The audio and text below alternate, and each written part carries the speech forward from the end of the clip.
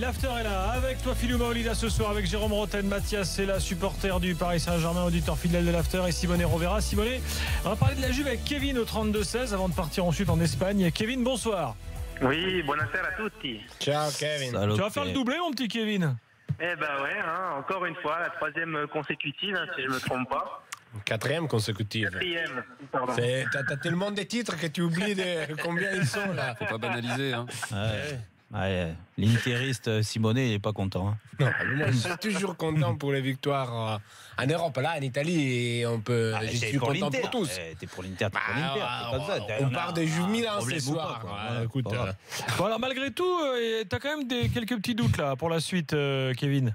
Ouais, moi je voulais dire que ce titre, enfin ces deux titres de cette année, mais surtout la Serie A, parce que je pense que ça va être acté prochainement, c'est le plus beau, je pense, titre de Serie A qu'on a fait sur les 7 ans, avec le premier qui était exceptionnel, mais celui-là il est particulier, parce que je pense que le football italien est à un tournant. Moi je vois la Roma qui a fait un super parcours, le Napoli qui nous a tenu la dragée haute, et moi j'ai même cru qu'on allait s'effondrer sur la fin après la défaite à domicile.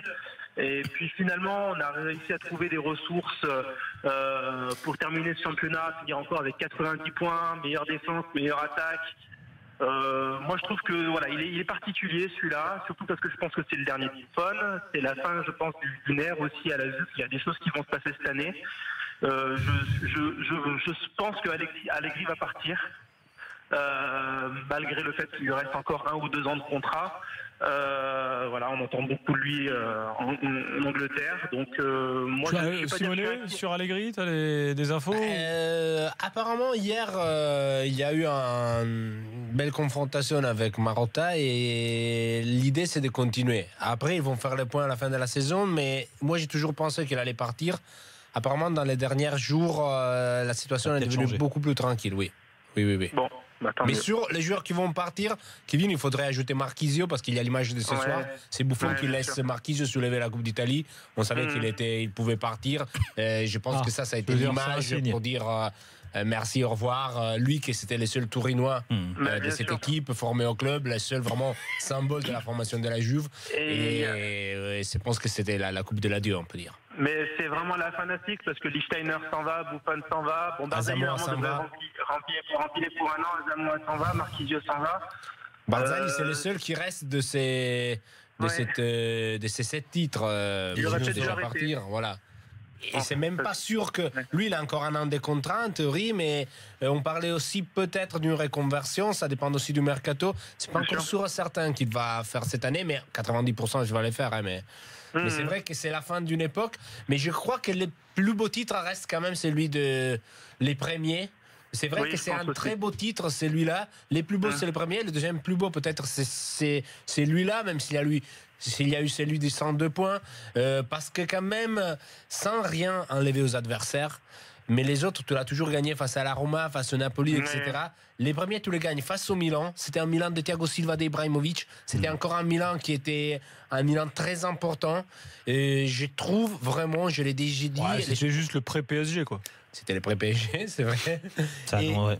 Je l'ai déjà dit, et les supporters de Roma et Naples n'aiment pas ça, mais les jours où la Juve va gagner un titre face à un grand Inter, un grand Milan, pour l'image du football italien, ça va être encore mieux, même si on a vu un grand Napoli et un grand Roma dans cette pour avoir ce type de championnat, il faudrait qu'il y ait un grand Inter un jour déjà. Quand il y aura, un grand Milan aussi, un grand Milan. J'espère qu'il y aura de loin parce qu'il nous faut au football italien. Un Milan toujours en Ligue des Champions, un Inter en Ligue des Champions. Non, mais le foot italien, il va bien quand même. Il va beaucoup mieux. C'est plus difficile ces titres qu'ils ont gagnés cette année que celui d'il y a 2 ans. Ouais. Kevin, merci beaucoup. Oui. C'était un bon Napoli. Simone, tu restes avec nous? Avec plaisir, s'il y a Fred Hermel. Il y a ton meilleur ami Fred Hermel qui est parmi nous. Fredo, bonsoir. Hola chicos. En dépression là. Il est gentil, Simone. C'est un bon petit gars, hein, franchement. Ça va les amis? Ça va et toi? Très bien. Ah bah c'était une belle journée, longue journée, avec plein de choses. Alors parle-nous d'abord des matchs du soir là, parce qu'il y a eu des résultats étonnants. Oui, alors le Real à l'instant vient de s'incliner 3-2 à Séville avec une équipe 3-2 finalement. Oui, avec une équipe très remaniée puisqu'il n'y avait que 4 titulaires du Camp Nou qui jouaient ce soir. Bon, match d'entraînement pour le Real Madrid. En fait, c'était 2 matchs en retard, on va expliquer, parce que Séville et le Barça avaient joué la Coupe du Roi il y a 3 semaines. Donc le Real et Villarreal, leurs adversaires devaient jouer les matchs en retard contre ces 2 équipes. Donc le Real, voilà, a fait le minimum. Voilà, ils étaient même menés 3-0 à un moment. Ramos a manqué un penalty qui aurait pu faire 2-1. Bon, voilà. Puis après, il en a marqué un autre. Bon, voilà, dans leur tête, c'est le match dans 17 jours exactement contre Liverpool qui compte. Voilà. Ce qu'il fallait ce soir, c'est jouer un match digne, parce que c'est vrai que Séville joue la 7e place de la Liga, donc la possibilité de jouer 2 ou même voire 3 tours préliminaires pour accéder à la Ligue Europa. Ils en sont là, hein, alors qu'ils étaient quart de finalistes de la Ligue des Champions. Mais le Real a été un rival digne pour la compétition, même si on sent bien que voilà, le gros match qui leur restait, c'était contre le Barça ce week-end, et que maintenant voilà, il y a encore 2 matchs, un contre Celta Vigo samedi, et Villarreal dans 10 jours, et puis après la finale de Ligue des Champions, quoi. Voilà. Et puis victoire du Barça avec un doublé de Dembélé contre Villarreal. Gros mauvais coup pour Villarreal qui lui aussi une équipe qui cherche aussi à se qualifier pour la Ligue Europa. Ouais, bon match de Dembélé, donc là aussi il y a quelques jours de la Lisée 23. Il a été à l'origine du premier but.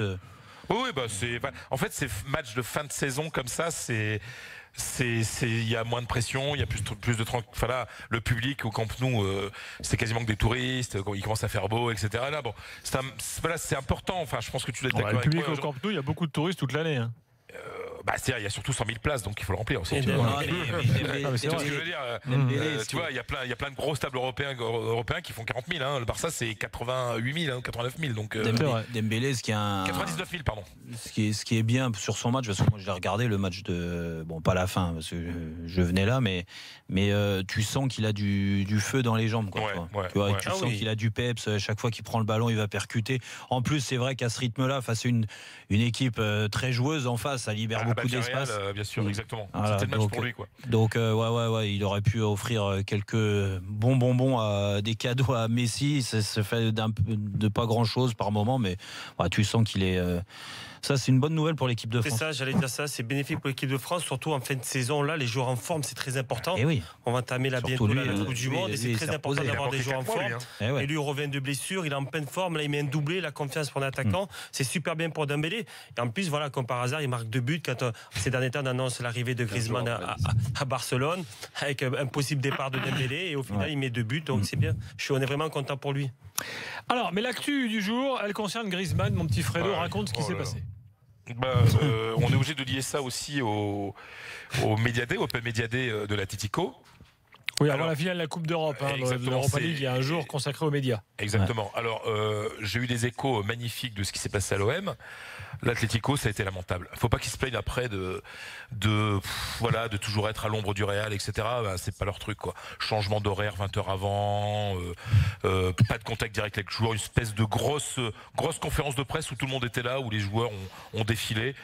Et vous imaginez, les amis, que il y a 3 joueurs français dans cette équipe de l'Atlético. La star de cette équipe, c'est Griezmann. La finale, c'est contre une équipe française. Aucun Français n'est passé en conférence de presse. Et vous savez, c'est le choix du club. C'est pas les joueurs qui viennent pas. C'est le club qui leur a dit vous restez là. Oui, mais à votre avis, c'est dans ce moment-là, on se rend compte que l'Atlético est aussi un club pas très bien organisé, qui regarde pas plus loin que le bout de son nez, qui se rend pas compte que c'est un gros événement international et qu'il faut regarder au-delà des frontières de son quartier. Alors, qui est pas Griezmann, c'est quand même très significatif de ce qui se passe à l'Atlético, parce que dans un jour normal, évidemment, il aurait été présent devant la presse, sauf que voilà, c'est la crise, et je peux vous assurer que 70-75% des questions qui ont été posées aux 7 joueurs et à l'entraîneur qui se sont présentés devant la presse n'étaient pas sur la finale de la Ligue Europa, mais sur l'affaire Griezmann. C'est dire que, alors je ne vais pas dire que c'est un avantage pour l'OM, mais je pense que ça peut être un désavantage pour l'Atlético. C'était un peu pathétique par moment, parce qu'on avait l'impression qu'il ne jouait pas une finale dans une semaine, quoi. Ouais, mais Fred, t'expliques ça comment? Moi, je veux bien que le club, au bout d'un moment, le club te dise, écoute, Griezmann, tu viens pas à cette fameuse conférence de presse, mais c'est automatiquement avec l'accord du joueur. Ah bah bien sûr, le joueur il fait ce qu'on lui dit, bien sûr. Voilà. Non, mais je pense de l'Atlético. Je trouve que c'est révélateur qu'il y a un gros problème. En même temps, si tu voulais pas te faire spoiler ton médiadé par 1000 questions sur est-ce que tu vas aller au Barça et pourquoi et les contacts et les machins, ça allait le faire. Ils ont voulu le protéger, tout simplement. Ils ont voulu le protéger. Même lui, c'est plus logique.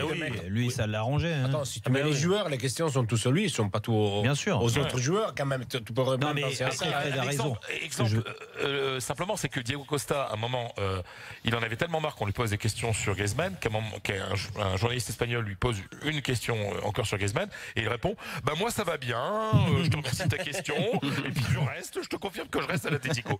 Donc c'est dire un peu le niveau d'agacement, mais c'est rigolo, mais c'est révélateur. Non, que mais les mecs, ça sûr. les agace. Mais c'est logique, Fred, ce que je veux dire. On l'a tous vécu, nous les joueurs, d'un moment, qu'on te pose des questions sur d'autres personnes que toi, moi, t'es personne pour répondre à la place de certains. Quoi. Et comment il est dans le vestiaire, et comment ceci, et pourquoi, et tu penses qu'il pense à ça, et son transfert. Et comment il est dans le vestiaire, c'est ma question, ça. Hein Non, mais comment il est dans le. Non, parce que plein de monde, le Barça, je dis, mais au fait, j'ai demandé à Diego Costa, mais je dis, mais il est comment, Griezmann? Non, mais c'est-à-dire comment il sort. Et lui, mais ils vont tous te répondre, Fred, ils sont cool, ils sont gentils, c'est toujours pareil, Fred. Costa, on va pas te dire le contraire. Hein. Non, mais Costa, c'est pas un mec qui est dans la stratégie, etc. Il dit, écoute, c'est comme s'il se passait rien. Lui, en tout cas, il est chaud sur la finale, etc. Mais il y a un problème Griezmann au Barça parce que je veux dire, c'est déjà l'astuce révélateur à l'Atlético parce que l'Atlético est très en colère contre le Barça, qui fait le forcing. Et les informations que moi j'ai, c'est que en décembre, Griezmann avait décidé de partir au Barça. Sauf qu'aujourd'hui, il se pose la question, quoi. Et il sait plus où il en est. Et c'est pas très bon avant la finale. Vu l'offre qu'il a. C'est le Barça. Mais Fred, ils peuvent l'acheter Griezmann. Non, c'est ça. Non, mais c'est plus l'Atlético, l'offre qu'ils lui ont faite de salaire. Mais je suis pas sûr qu'aujourd'hui. Après, c'est le cœur aussi. Fred, c'est le cœur aussi parce qu'à un moment donné, on était joueur avec Jérôme. C'est le cœur qui parle. Il a fait de nombreuses années à Atlético.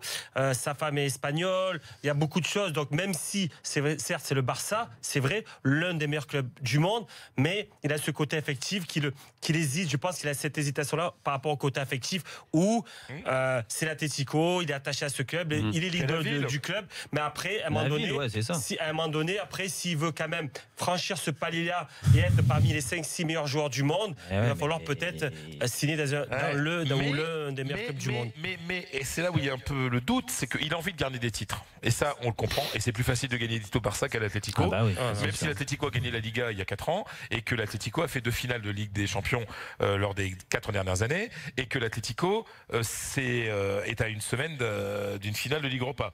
Faut quand même pas dénigrer. Mais surtout pour lui, parce que le problème, c'est que si tu vas au Barça, déjà, c'est avec l'autorisation de Messi que le club a reçu, c'est-à-dire que quand on recrute quelqu'un au Barça, on demande à Messi est OK.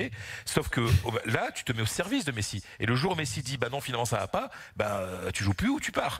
À l'Atlético, Diego Costa, il fait le sale boulot pour Messi, pour Griezmann. Griezmann, il est le Messi de cette équipe de l'Atlético. Donc moi, je comprends qu'il se pose des questions. Et ça va être compliqué et on se disait, nous, entre les correspondants français ici, on connaît bien Griezmann, on suit depuis qu'il est là, et on se disait, mais est-ce que c'est pas un truc à pourrir sa finale, quoi? C'est surtout à pourrir sa finale, mais c'est surtout à pourrir peut-être sa Coupe du Monde aussi. Hein.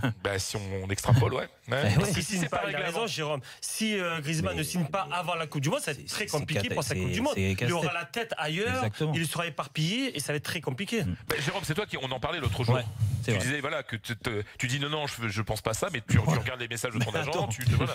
D'autant plus. Et puis moi, c'était pas les mêmes montants qu'aujourd'hui. Ce que je veux dire, à l'arrivée, tu sais pas trop. Et puis lui, c'est comme tu l'as dit, c'est devenir un joueur encore plus important au niveau mondial. Il l'est déjà. Hein. Exactement. Et là, c'est parmi les 5-6 joueurs. Ouais, mais à l'Atlético, il a fini 3e du Ballon d'Or quand même. C'est pour ça. Il l'est déjà. Mais là, c'est se rapprocher, comme tu dis, des meilleurs et surtout d'étoffer encore plus son palmarès. Oui, ça c'est la base. Adios, chicos. Salut Fred, merci beaucoup. Prépare tes finales, parce que t'as encore du boulot, toi. C'est comme tous les ans, tu sais. Oui, c'est vrai. Ça raconte celui-là. Salut Fred, à très vite. Je vous l'ai promis, After Story spécial Marseille. La finale, c'est dans une semaine. Et il faut forcément qu'on raconte quelques-uns des grands moments. Mais oui, mon petit Mathias, désolé. Le jour où le PSG sera en finale de Coupe d'Europe, ce sera comme ça pour le PSG aussi, dans l'After. Je n'ai pas encore vécu de finale de Ligue des Champions. Là. C'est vrai. Et ben, je vais vous dire. Attends, je t'enverrai une vidéo de la mienne. Une VHS. Ouais. Une VHS. Non, j'ai un DVD quand même. Attends, j'ai un coffret magnifique. Je l'ai offert à toi. Je peux bien te l'offrir à toi aussi. Ah, c'est gentil. En tout cas, ce soir, je vous raconte le jour où Marseille a eu rendez-vous avec le Père Noël. Eh ouais. Parce que figurez-vous que le premier quart de finale européen de l'histoire de l'OM, c'était face à un club finlandais. Vous vous souvenez de ce club finlandais? Est-ce que vous êtes capable de donner le nom de la ville? La ville du Père Noël. Eh ouais, c'est la ville du Père Noël. Helsinki. Epony ou je sais pas quoi. Rovaniemi. Rovaniemi. Ouais, j'allais le dire. Rovaniemi, la ville du Père Noël en quart de finale. Je sais que je me souviens plus. Cette année-là, l'OM élimine Hajduk Split en 8e et se qualifie donc pour les quarts. On est en 88, 1er mars 88. Alors Rovaniemi, c'est quoi? C'est la capitale de la Laponie, au nord de la Finlande, ville réputée pour être la demeure officielle du Père Noël, mais aussi pour ses aurores boréales. Là-bas, il fait jour en permanence du 6 juin au 7 juillet. Donc voilà, aurore boréale magnifique et tout. Et puis surtout, il y a de la neige par terre 183 jours par an. Donc ça veut dire... plus de la moitié de l'année. Exactement. Ou la moitié de l'année. 88, j'ai versé ça 88. Et là, 1er mars 88, l'OM doit aller donc chez le Père Noël, mais là, bam, eh ben non, terrain gelé.